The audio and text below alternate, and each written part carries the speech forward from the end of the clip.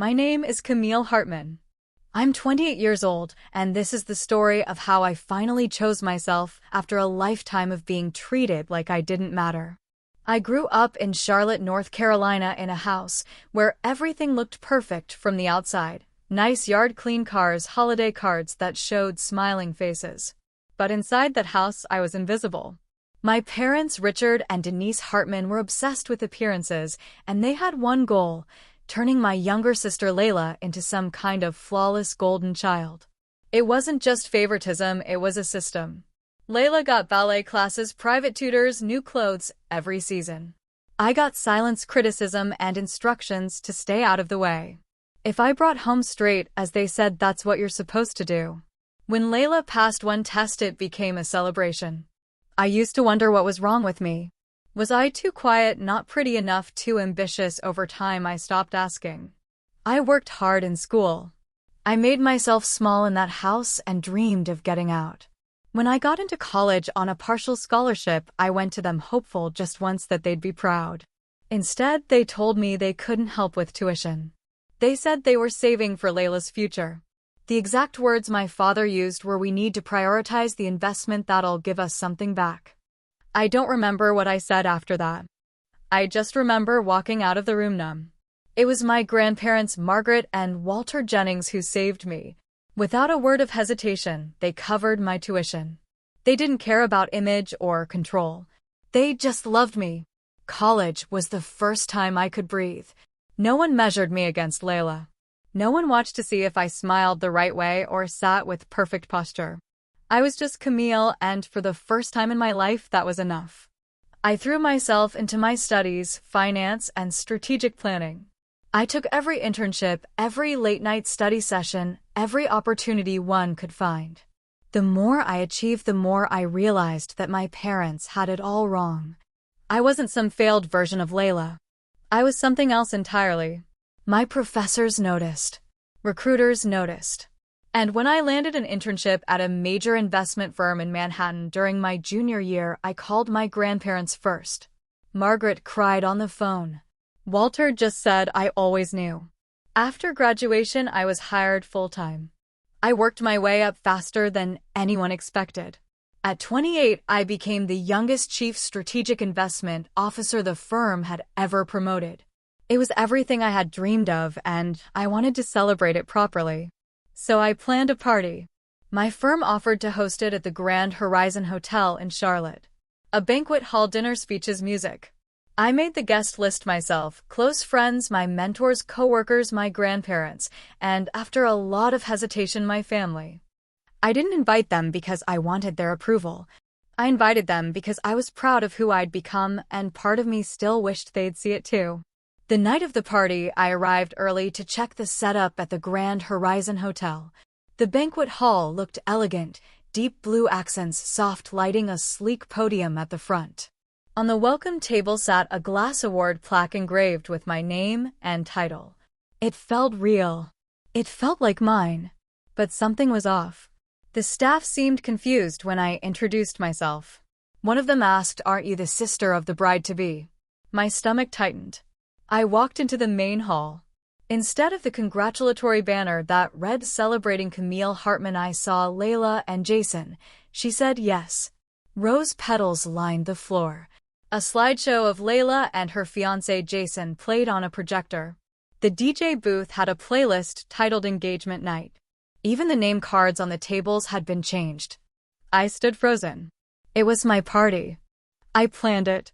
My firm paid for it. And somehow they had turned it into Layla's engagement celebration. I saw them at the front, Richard, Denise, and Layla, standing by the stage, laughing, waving at guests like nothing was wrong. My chest burned. I walked toward them, past guests who looked confused. A few coworkers glanced at me, whispering. I climbed the stage steps and took the mic from the stand. My voice shook. This was supposed to be a celebration for my promotion, I said. I worked for it. I earned it. But like always, this family made it about Layla. Silence.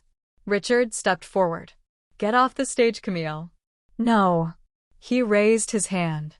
Before I could move, his palm struck my face, hard, loud, humiliating. Gasps echoed across the hall. I staggered back.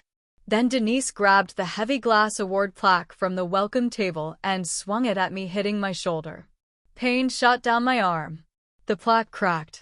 I dropped to one knee. Screams. Someone yelled to call security. My grandfather shouted my name. Everything blurred for a moment. Lights, voices, faces. My vision swam, but I stood up. I wouldn't give them the satisfaction of seeing me fall. Hotel security rushed in. A manager grabbed the mic and tried to calm the room. Denise was screaming something about ungrateful children while Richard tried to spin the story to the officers arriving on the scene.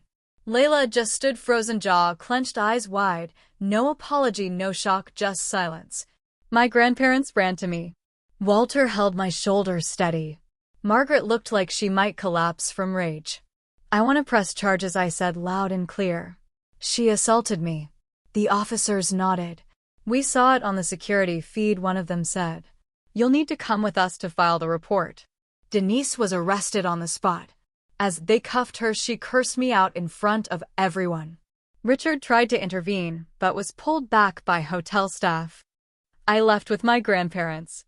The party was over, but not in the way they planned.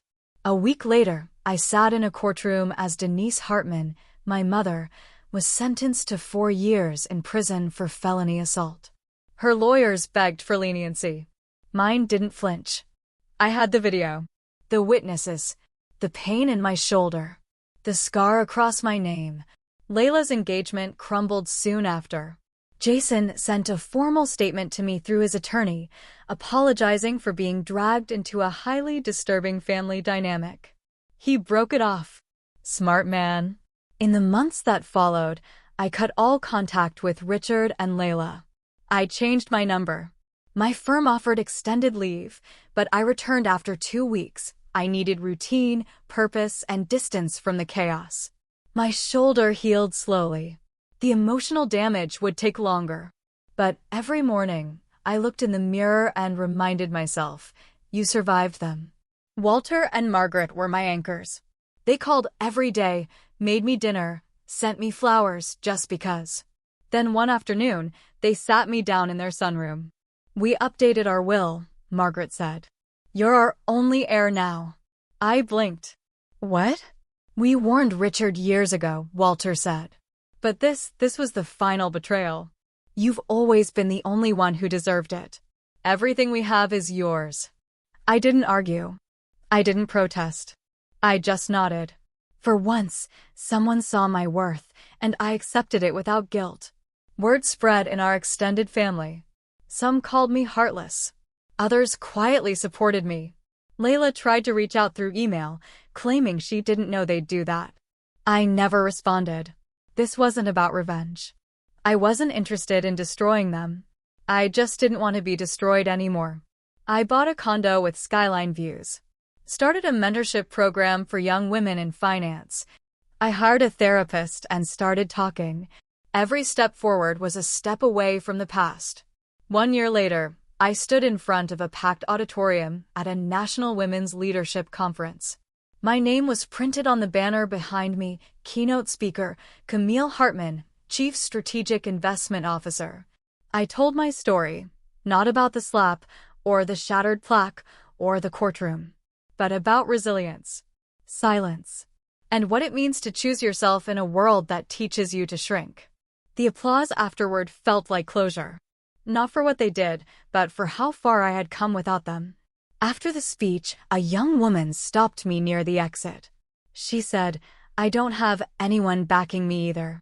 But your story made me believe I could still make it. I smiled, gave her my card, and said, you already are. That night, I sat on my balcony watching the city lights. I thought about the little girl I used to be, the one who waited to be seen, who kept trying to earn love that was never freely given. She was gone now. In her place was a woman who had built her own life, brick by brick, without apology. Richard and Layla still lived in Charlotte. I hadn't heard from either of them. Denise would be in prison for 3 more years. I didn't wish her harm. I didn't wish her anything at all. I had peace now. Not because they changed, but because I had. This time, no one could take it from me. 6 months after the conference, I stood outside a modest brick building in Durham, North Carolina. It wasn't a bank or an investment firm. It was the new location of the mentorship nonprofit I'd founded, the Nova Initiative. We'd outgrown the borrowed classroom space at the community center. Now we had our own office, desks, a training room, even a little lounge for the girls to relax, laugh, and dream big. That morning, I'd met a new mentee named Brielle, 17, top of her class. Her eyes were sharp, but her voice carried doubt. "I feel like I don't belong anywhere," she'd whispered, twisting her bracelet. I sat beside her and said the words I wished someone had told me when I was her age. Belonging isn't something other people give you. It's something you grow inside yourself. She smiled. A small one, but real. That night, I visited Walter and Margaret. My grandfather was growing slower, his hands trembling slightly when he poured the tea. But his eyes still lit up when I walked in. "We watched your interview on the Financial Channel last night," Margaret said, handing me a plate of lemon cake. "Your grandfather cried." "Don't let him deny it," Walter grumbled with a smirk. "It was allergies." We laughed, the kind of warm, healing laugh that only comes from shared pain and survival. Before I left, I hugged them both a little longer than usual. I owed them everything, not just money or support, but the truth they always gave me: you matter. Weeks later, I received a letter, handwritten, with no return address. I recognized the penmanship immediately. It was from Denise. She wrote about regret, about anger, about how she had lost control of what mattered most. There was no apology. Not really. Just reflections dipped in guilt. I read it once. Then I folded it and locked it in my desk drawer, not to forgive her, not to reconnect, but to remind myself how far I'd come. I didn't need closure from her. I already had it from myself. One Saturday afternoon, I walked into my living room, tea in hand, and paused at the shelf above my fireplace. There stood a new plaque, not the cracked one from the Grand Horizon Hotel, but a polished wooden one engraved by my staff. "To Camille Hartman, a life rebuilt, a legacy started." I smiled, reached out, and ran my fingers over the engraving. This was mine. Not taken. Not stolen. Not shared. Mine. And, for the first time in my life, that was enough.